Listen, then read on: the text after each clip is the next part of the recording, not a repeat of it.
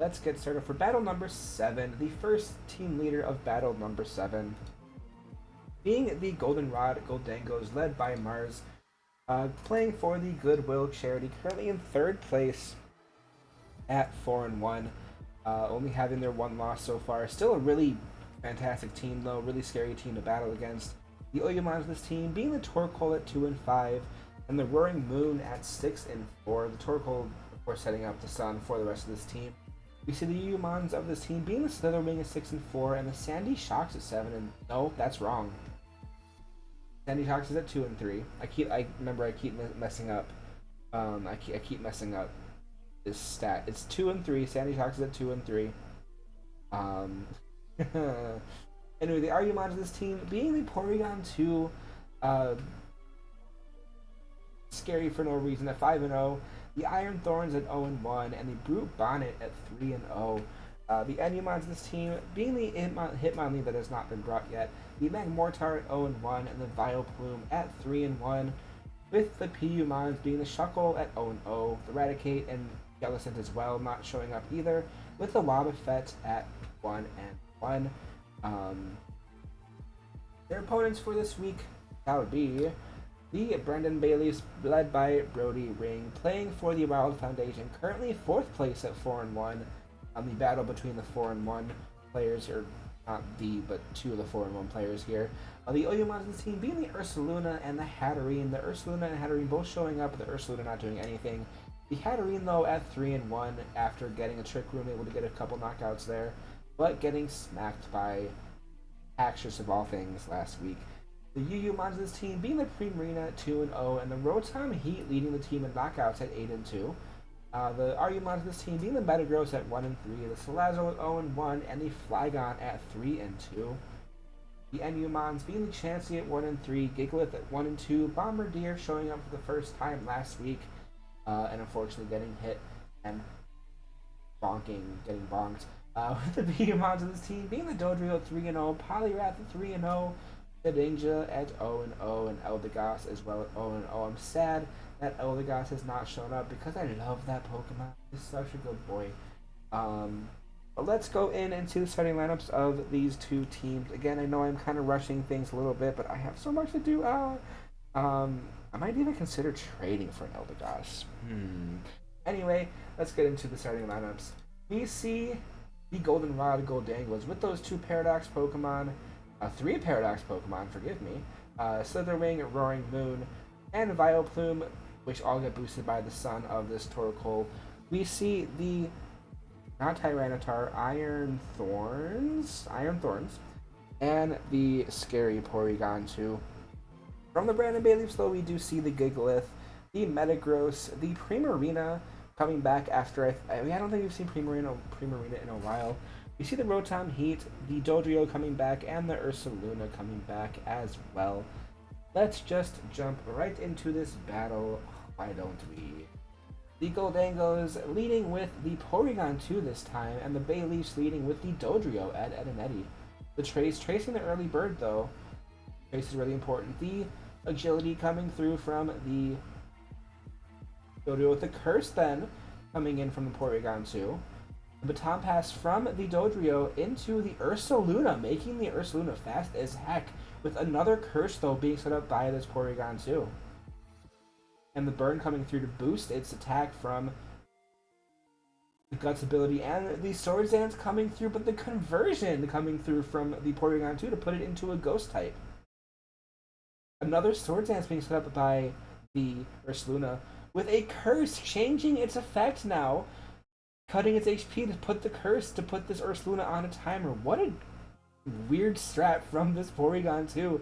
Fire Punch connecting, but the rest is able to take Porygon up back to full HP here, with the Curse slowly ticking down as Ursaluna. Ursaluna then switches into that Rotom to avoid being knocked out from the Curse. The Porygon 2 staying asleep, with the Trick then coming in, giving the Eviolite, giving the heavy duty. Anyway, taking the Eviolite away from the Porygon 2, with the Facade coming in, and the Will-O-Wisp, though, missing, with another Facade coming through. Will-O-Wisp now connects with, but Facade is going to do even more damage now and be boosted from the 2x attack. And it does get the crit, the Rotom falling to the Porygon too. The Gigalith then switches in, with a Stealth Rock then being set up right away. And another Curse coming through from this Porygon too, to put this Gigalith on a timer now. We switch then into the Metagross from the Gigalith, with the Porygon 2 going for a rest, getting it right back to full HP and getting rid of that burn as well. With the immediate switch into the Torkoal to set up the Drought and take away the Sun damage, or the Sandstorm damage, and the Zen Headbutt connects from the Metagross. The immediate switch back into the Gigalith to set up that Sandstorm again.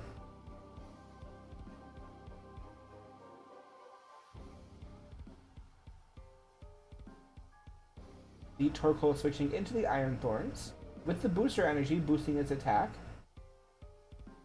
And the Rock Blast coming through. Is it going to hit 5 times? It hits twice, not doing too much damage here. The Sandstorm, of course, staying up. With the Gigalith falling asleep from that yawn, he switches out into the... what the heck is that? Metagross, with the Iron Thorns setting up a Dragon Dance. That's honestly terrifying. I didn't know it gets Dragon Dance. The Earthquake doesn't take down the Metagross though, and the Earthquake in return takes down the Iron Thorns. The Metagross living at 2% HP here. The Torkoal then comes in, setting up that Sun again, but does take the South Rock damage. The immediate switch back into the Gigalith to set up the Sandstorm again.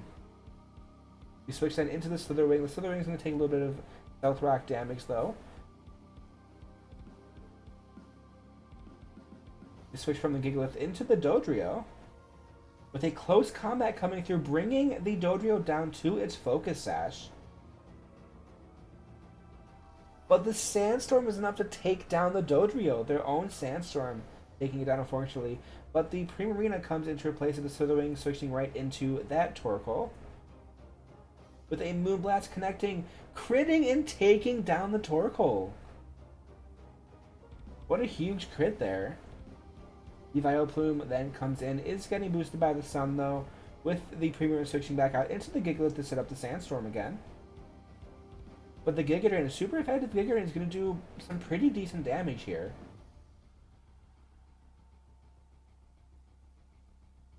But the Sunny Day gets set up from this Vileplume. The Vileplume is now going to have that 2x speed boost from the Chlorophyll ability.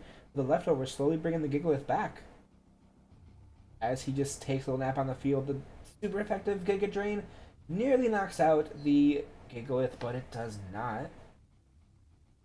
Gigalith then waking up now and goes for that Protect, protecting him from the inevitable Giga Drain coming in.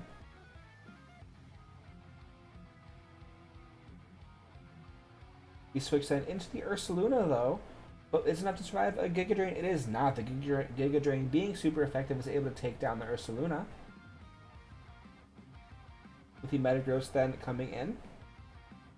The Bullet Punch does some pretty decent chip damage, but it isn't enough to do too much with the Giga Drain able to take down the Metagross.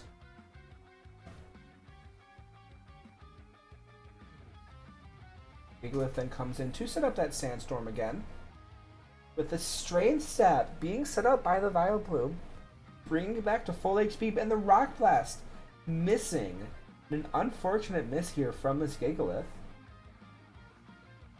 Protect then coming through, with a Sunny Day being set up again from this Vileplume.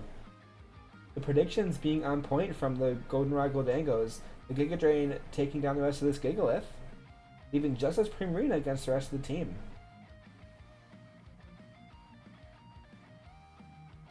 But the Vileplume does outspeed the Giga Drain, doing a lot of damage but not quite, with the Psychic able to take down this Vileplume.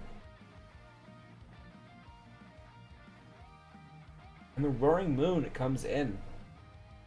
Photosynthesis raising its attack from the Sun, and the Iron Head is able to outspeed and take down this Primarina, leaving the Goldenrod Gholdengos as the winners of this week's battle against the Brandon Bayleefs.